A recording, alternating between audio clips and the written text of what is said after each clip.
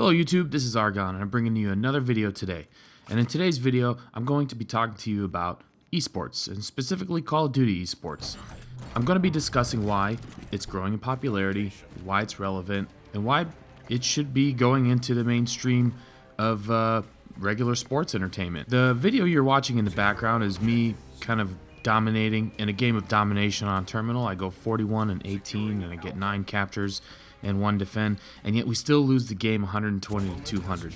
It's just a great example of how even if you can dominate, if you don't have any help on your team, then you're going to lose. And we didn't even come close. It was a total destruction. So enjoy that in the background, and let's get into this. So there's 2 reasons why esports is growing in popularity.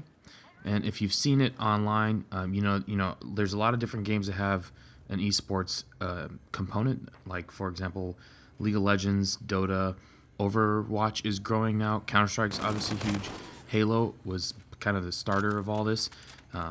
Super Smash Brothers, and obviously Call of Duty. If you've ever gone to an MLG event or you've ever seen anything on MLG, you'll see that these are all the different games that they play. And there's many more that you can watch. The reason why, there's kind of 2 parts to this. The first part is, why does a game like online multiplayer video gaming grow in popularity? There's several reasons for that. The first reason is that the game is accessible and it's easy to play in a competitive environment. You don't have to go anywhere. You literally just go to your room or the living room and sit down and play a game. You get on the internet and play against people from anywhere. Not many sports that you actually watch for entertainment are able for you to play. Like, you can't always get a game of football going. To mine, really, basketball is one of the only sports where you can just go to a gym and there's games going and you can just hop in, similar to what you could do while playing online video games.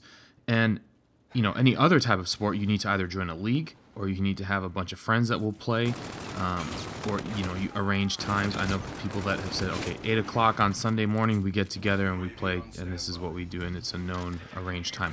But if you don't want to play on Sunday morning at 8, you're kind of screwed.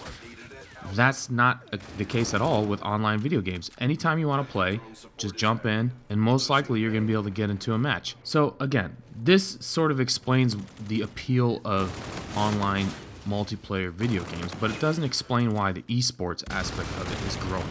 Now, obviously I'm just saying that anybody can jump in and play a game of team deathmatch, but team deathmatch is not any competitive game. So why is it that the esports competitive scene is growing? The first part of it is that it's a totally relatable sport or game, if you will.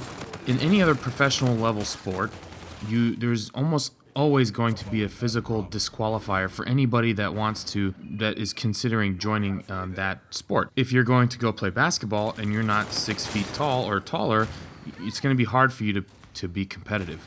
And that's the case. You just turn on the NBA and everybody's 6'5" and up, and you're like, well, I'm 5'7". That's pretty much the end of that. If you're into football and you're not 6'5", 280 pounds and can run a 4.5 40, basically a freak of nature, that's the end of that. And most sports have similar things like that. Any of us can go play. We're just not going to be at that professional caliber. So when you look at a game like Call of Duty, you say there are no apparent automatic disqualifiers for that game. It always looks like if I turn the game on and I commit 8 hours a day for 7 days a week, 52 weeks out of the year, I might be good enough to play professional Call of Duty. And you'll probably get close. It's not like if I play basketball 8 hours a day, I'm not going to get taller. It's just not going to happen. So for that reason, we don't see the skills that these players inherently have necessarily. So they have different types of skills. They've got their reaction time, their awareness, the way they strategize, their hand-eye coordination, and then their ability to multitask are at the highest levels of any human. There's a lot of things that go, part of that's obviously just playing the game enough, but at the same time, that level of ability to react and have multitasking capacity is inherent to them because their brain operates probably at a little bit higher level than the average person. So that's not apparent when you're looking at them. They just look like regular kids. A lot of them are out of shape. Some of them are in shape. But you see that they're just regular guys. So that kind of explains the relatability part of it that you can look at the game and you say, well, I actually could play this. And that ties into my second part of it, is the accessibility of players, not of the game itself. It's way easier to get in contact with these people than it is a professional athlete in the NBA or the NFL. If you tweet at Cam Newton, he's probably never going to respond to you. If you tweet at Optic Scumpy, there's a chance he might respond to you. A way better chance than Cam Newton, that's for sure. If you go to an event, you can meet them. I've been to an MLG event, and you just see the guys walk around. If you know the guys, then you can walk up, say, hey, how's it going? What's up? Take a picture. That's that. They're all really cool. So, you don't have that barrier between you and the players you admire that prevents you from having that interaction. And what makes us enjoy that thing is when we have a connection with the players. A lot of times we see players and we like their story, we like their background, and that's what draws us to them. Larry Fitzgerald is probably one of the nicest people that's ever played any sport ever. That makes him likable and makes people like him as a player just because of his personality. It doesn't hurt that he's one of the best receivers of all time, but there's a lot of really great receivers out there in the NFL who have really terrible attitudes and people get turned off by them. So, that part of it, when you can have a connection with somebody, and it's actually because you made a connection with them, it makes you like it more. It makes you more invested in it, into that thing that you're involved with. And in this case, it's the Call of Duty esports scene. In addition to that, you can actually play these guys. You can, if a lot of times, it used to be on Xbox One did it. It's not that easy on PS4 that I know of, but you can follow a player. You don't have to even be friends with them. When you see them online, you can try and jump in their game. It's not going to be very easy, but you could do it. I've done it. And then you can go play against a guy that you really like, which is cool. You're not going to go show up at an LA Fitness and LeBron James is going to be there and you're going to play basketball against him. And also, because of the way matchmaking works in this game, sometimes you just randomly get paired with professionals. That's happened to me a couple times too. And if you know the guys, then you know them pop up in your lobby and you know who they are. So it's really, really cool to have that opportunity to play somebody that plays the game at a professional level and they just randomly end up in your lobby. That part of it is really, really appealing to people as well. Another thing is it's not just the randomness of joining people's lobbies, but a lot of people also play game battles and they'll play UMG, they'll play tournaments, and you can play pros in there a lot too.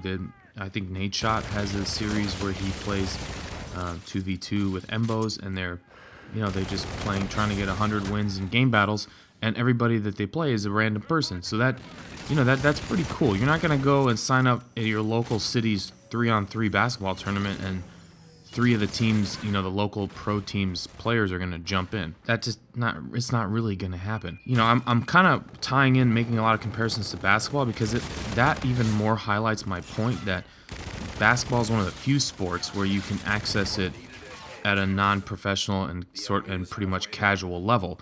Any other sport is not that easy to play at a casual level. Every online multiplayer game is designed for casual play. So you take that's your basis for people enjoying the game, and then you add people with exceptional skill at that game and create a competitive environment, and then you have them so easily mixed together that it's just a good recipe for everybody to enjoy it. And it's not going to be like this forever, I don't think. I really do think that moving forward, you're going to see esports grow significantly. It's been picked up in the past by X-games, and there was a time where X-games was promoting, I think, snowboarding. They started the skateboarding. People were like, what is this? This is, snowboarding is not a sport. And now snowboarding is in the actual Olympics. So ESPN also has a section for not Call of Duty so much, but they have an esports section where a lot of the other tournaments that draw bigger crowds, they have sections where they are doing the same thing they do on every other sport. And so you're seeing it, and it's growing in front of you. Activision bought MLG, and they're hosting all the pro scene stuff for Call of Duty now. This is huge. MLG was a third party that created these games and this competitive scene for its own entertainment, and it got so big that the company that makes the game itself is now owning that process, and they're putting bigger money on the line, and they're growing the environment to the point where it's going to be a lot more important. So in summary, esports is a real thing, it's a growing thing, and Call of Duty is a big part of that. So if you've never tried it out before, please do give it a try. You might like it, you never know.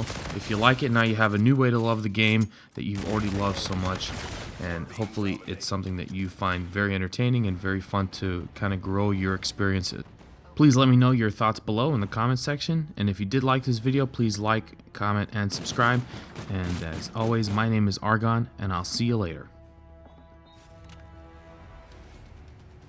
Defeated. Perhaps a more effective strategy should be applied.